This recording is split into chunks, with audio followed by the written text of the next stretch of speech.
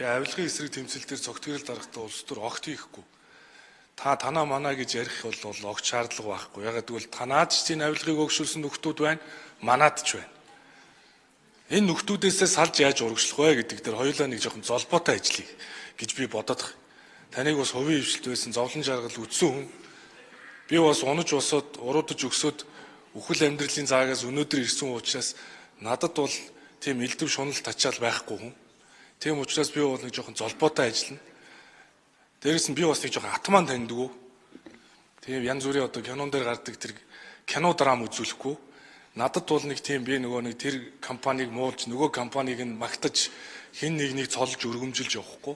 Ажлаараа харуулна. Тийм учраас танаад ч байгаа манаад ч байгаа юмтай хамтдаа нийлээд тэмцвэл аржилсан нам засаг тамтраагүй ч гэсэн авилгын эсрэг тэмцэлд хамт ирья гэж би уриалж байна.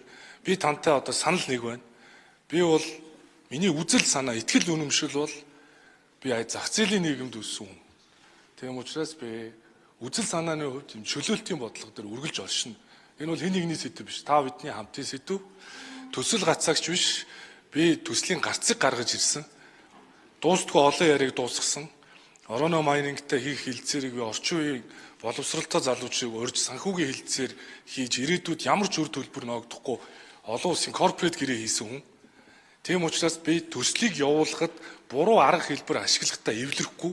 Тийм учраас би засгийн газрын хурал дээр, туулын хурдны зам дээр хууль хяналтын байгууллага эцсийн цэгийг хатгатал зогсоолоо гэж хэлсэн. Тэгэхээр эцсийн цэг хатгах гэдэг бол тэнд ямар нэг авилга ашиг сонирхлын асуудал байсан уу? Энэ гоё нэрний цаана мега тендер, мега хулгай байна уу? Түүнийг тогтоох ёстой. Олон нийтээр хилцүүлэх ёстой. Үндэсний зөвшөлтсөл хийх ёстой.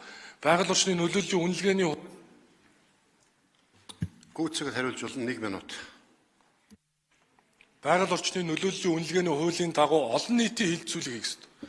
Нэг өсөндөө бол энэ үгний цаана юу нуугдж байна гэвэл иргэдийн дунд байгаа эргэлзээ тэнэгэлзийг тайлах ёстой.